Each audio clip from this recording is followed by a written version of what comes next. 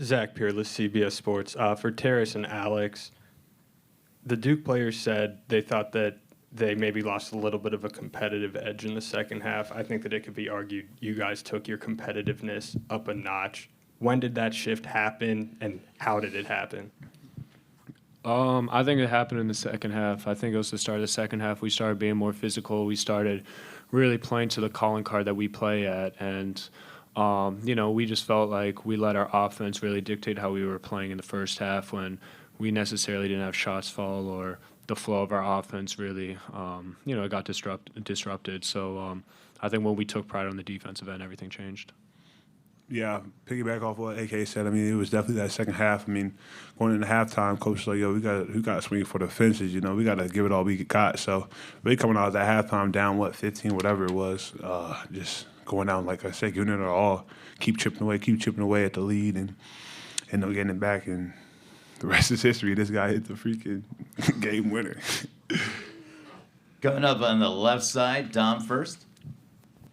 Dom Amori, Hartford Current. Braylon, as I'm sure you've been asked already, talk us through it. What did you see? What did you think? What did you feel? How did it happen?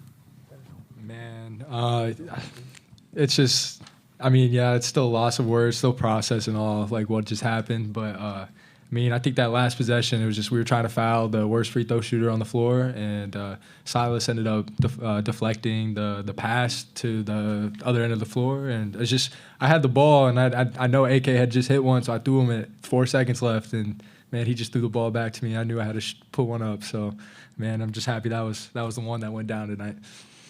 Up front on the right, Ralph. Ralph Russo from The Athletic. I guess I'll go to Braylon and Silas because you guys came over with the trap. If you can take us through a little bit of like the defensive play that led to the shot, what was the plan, what were we supposed to be doing? It looked very distinct and reactive. We'll ask Silas first. I think kind of we were all in the backcourt. I think it was Pat behind us and maybe one more person. So I kind of just sold out and was like, either we get the steal here or they just get an open dunk. So just gave him all, jumped and deflected it, and we recovered it, and Braylon hit that big-time shot. Braylon. I think he kind of he spoke that one to a T. So, it's just I think we were just trying to get the ball out of whoever had the ball in their hands and just trying to make a play on the ball. And, Silas made an incredible play, and, everything else just happened as it is. Surprised at all that he tried to pass it? I knew we were the back two guys, and we left whoever was behind us, and we were just trying to make a play, and that's just how it happened. Up front on the left side, Mike. Mike Hansen, first in Connecticut. Alex, would love your perspective as well. You wind up with the ball. Braylon, did you sense his presence there? Just what were you seeing as you delivered the ball to him, and then when his shot was in the air, what are you seeing and thinking in that moment? I seen Braylon for some reason. I just had that gut instinct to pass it to him, and I think I looked at the rim and I saw we had like 5 seconds left, so I was like, maybe something better could develop. Because I think I had Cam Boozer in front of me, so like a harder, more difficult shot. So I passed it to Braylon, and when I saw him release it, I was like, that really might go in, and I went in and. The Indiana kids sending us to Indianapolis, so you like that one? I've been using it a lot lately, so but he did that, and every time Braylon shoots, and from no matter where, it looks like it's going in. On the right side, toward the back, we have 3 questions. We'll take all 3. Don't be shy, guys. Yeah, there's one. 2 and 3. Nate Seidenstein for the Hoya. Tarris, coming out of halftime, a lot of production had been coming from you, and Duke started to double you. What did that open up for you as a playmaker? Yeah, I feel like even in the first half, where I had a couple turnovers and where Boozer blocked me from behind a couple of times, going into the media timeouts, they were telling me, like, yo, if they're going to come and double, kick out to the corners, but don't overthink it at halftime. So, like I said, being able to take my time and, seeing the whole floor, knowing that I had a high production in the first half, knowing that they were going to collapse on me in the post. And like I said, trust my shooters and trust the guys around me. Same area. Yep. Tarris, congratulations on the win. George Gerbo, Washington Times. The first half kind of felt like you versus the Boozers almost in some ways. Did it feel like if you could keep your team there, getting that lead from 19 down to 15, that you'd be able to make this second half come back and the guys would come back around you and score? Yeah. Pass the mic up one seat. just real quick. Yeah, honestly, it was just trying to win at this point. You know, like it's could be my last college basketball game, and it was just like go for it all. I mean, coach told us before the game, like you got to swing, swing for the fences, go as hard as you can. So I'm, like I said, trying to keep the team alive, and eventually guys are going to knock down shots, and like they did, and like I said, we're just trusting in each other. Winner up. Carl Baltimore, District of Buckets. This one's also for Tarris. So they were able to get you a little bit in that matchup when they had Boozer bringing up the ball a lot. How does that speak to really your versatility where you're able to take on that matchup and kind of the success you were able to have a little bit later when you got some of those switches? Yeah, Cam Boozer's, like I said, a terrific player. He could guard at all three levels. So know that it was going to be a five-man issue, five-man job for us this game. And like I said, he was going to be along the perimeter. And yeah, just showing my versatility, being able, like I said, trusting the guys around me, calling out ball screens left, right. He's going to use inverted ball screens. But like I said, just really playing team defense, helping each other out, and, stopping the ball. Up front on the left. Alex, Joe Root, Hartford Current. Obviously, the game wasn't going your way until the final minute, but Tarris gets that steal, and you pull up for three. Can you just take us through, what you were thinking at that, going into those final moments and hitting that shot, how good it felt? No, it felt really good, and I knew eventually the shots would fall. I mean, we had so many good looks this game, and they just weren't falling. And you can't really let your confidence die down when you don't see shots go in. So, just continue to believe in myself, continue to, thank that teammates trusted me no matter what. And when I shot, it looked good. To the center of the room, and this will be the final question for the UConn players. Tarris, Matt Demick, Daily Campus. Right here. You've had a lot of those top of the key pokes free, and then you break out in transition and slam home with dunk. That was a big momentum swing for you guys today. Yeah. Is that have you worked on that timing on those plays? You've racked up a couple of those in this tournament. Yeah, crazy to say that. Coach gets mad at me all the time in practice, telling me don't steal, don't reach, don't play sometimes too aggressive where I could get easy fouls. But like I said, this is the game on the line. This is my career on the line, so I was going for it all. But just knowing that, have good hands, good timing, and yeah, just trying to do something. Got a couple breakaway dunks this March, so looking forward to getting some more. I want to congratulate Alex, Silas, Tarris, and Braylon. We'll see you next week in Indy. Let's go, boys. They're going to head back to the UConn locker room, which is still open. Let's go, big boy. Let's go. Let's go. See you next week. Let's go.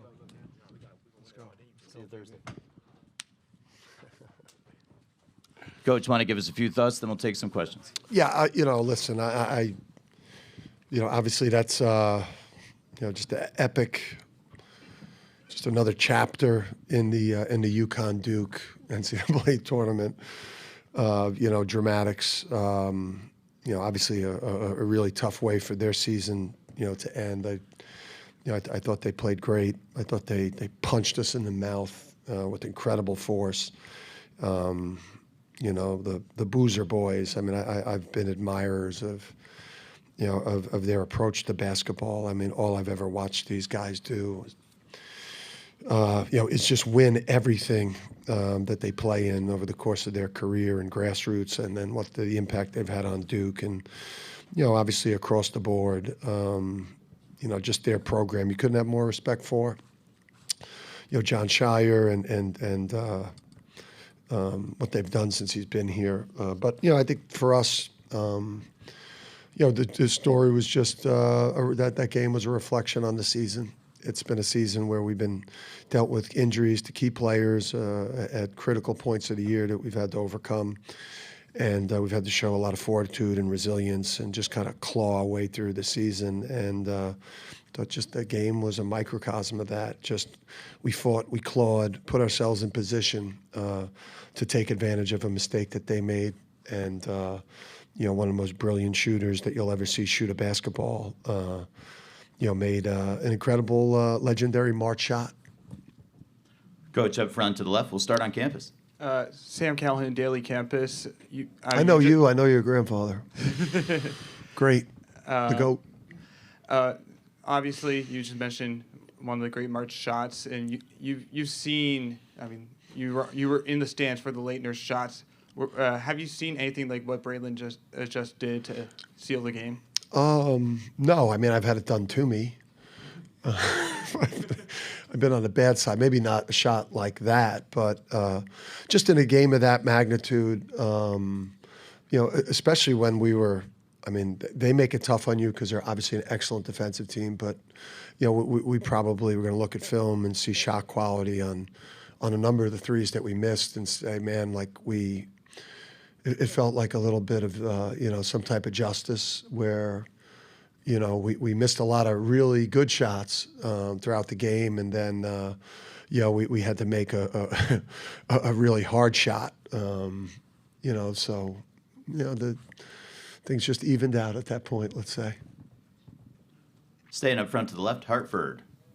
Joe Hurd, Hartford Current. Dan, what does it take? You go down 19 in the first half against a team like that. They've only lost twice this year, and the players that they have. But what does it take for your team to stick in that, and for you to stick in it as a coach? To come back? I mean, strong men. It takes strong men. It takes a strong team. It takes a tough team. It takes tough men. It takes strong men. It takes a bunch of players that let us coach them. Let us coach them hard. That starts in June. We run a very intense program.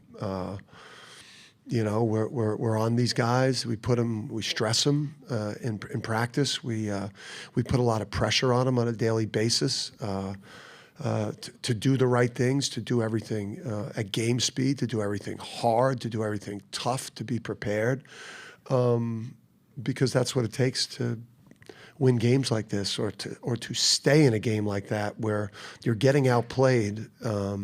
You're having a really bad shooting night at the absolute worst time. But what kicks in at that point is just a bunch of strong men, a strong team, players that let their coaches coach them hard and prepare them for tough moments. We have two on the left side all the way back. We'll start on the left side. How you doing, Coach? DeAndre, the Way Network. I'm doing great, bro. Hey, you too, Coach. I'm doing great. What's something that happened tonight that you saw that didn't show up in the stat sheet but radically changed the momentum of the game? Well, I just thought that to start the game, we were a little bit. I just thought we were a little bit on our heels. I thought we were too defensively. I think that we didn't get after them and try to pressure them or make them uncomfortable. I just think that we probably maybe gave a little bit too much respect to their individual players, and I just thought that Malachi Smith with some ball pressure. I thought Silas with some ball pressure. I thought Jaden Ross. I just thought that we got after them a little bit more and turned them over, and turnovers have been an issue for them like they have been for us. So just upping a little bit of defensive energy, I thought helped us a lot. 1 row forward. Hey, Coach. Jake Cotter of the Way Network. 3 Final Fours in the last 4 seasons. Just curious, what do you think are some of the similarities from those teams to this team and some of the differences? Oh, I mean, the 23 and 24 teams, I mean, they just smashed everybody. I mean, we just ran through this tournament like it was nothing. The more of a team that had to be clutch, that's had to be clutch the whole year. We've had to win a lot of close games throughout the year, and I think that honestly just gave us a level of comfortability in a game that we were, it's a 1-possession game, it's a 2-possession game. We've been in this spot before. I think that's what's really helped. This team's got NBA players, NBA level talent, just like those teams from a talent standpoint. But I think maybe just a guy like Tarris Reed, just elevating his game for this tournament and changing his legacy, changing his trajectory. Put himself, I think, in position now and walk away from this tournament. He looks like he's playing himself into the first round. So I would just say, not as dominant, just a resilient team that's got a lot of confidence in close late games. On the right side, in the back. Dan, you guys started 1 of 18 from three-point range, finished 4 for 5, and hit the game winner from 3. How ironic is that? What do you feel was what turned for you guys down the stretch there? What the hell did you just say? 1 for 18? I knew it was bad. I kept asking the assistant coaches, and no one would tell me what it was. I knew it was bad. Yeah, I mean, listen, I thought a lot of them were pretty good looks. You're not going to get great looks versus Duke or a great defense. So, like, when you play great defenses, the windows are tighter. And like we obviously we were kind of wearing Tarris out in terms of catches and stuff. Like we couldn't have made him more of a focal point. But if we were going to win the game, like we were going to have to make a couple of threes down the stretch because. I thought we were getting decent looks. Obviously, Braylon's look at the end was a bomb. But Silas's looks, they were clean. I thought we got a lot of good looks. We just, for whatever reason, this team has not shot to solo ball. Braylon Mullins, AK. I mean, those are three of the best shooters in the country. We just haven't had that shooting magic. But then we did. Up front. Hey, Coach. What's the thought process after that steal of not calling timeout and just letting Braylon and Alex make a play? It's scary, man. It's like, what the,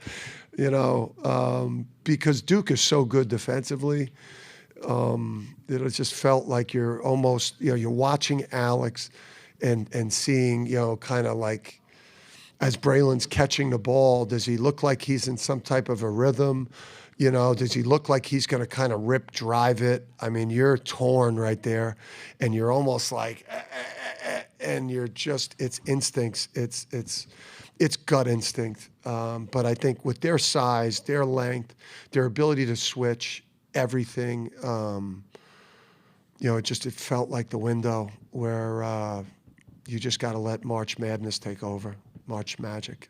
We want to thank Coach Hurley. Congratulations. Thank you. I got the socks. I didn't wear them today because I got my Lucky Socks, but I'm going to wear them in Indy. You got to stay with the Lucky Socks. But Yeah. you can wear them Thursday in Indy, and I'll see you there. Yes, sir.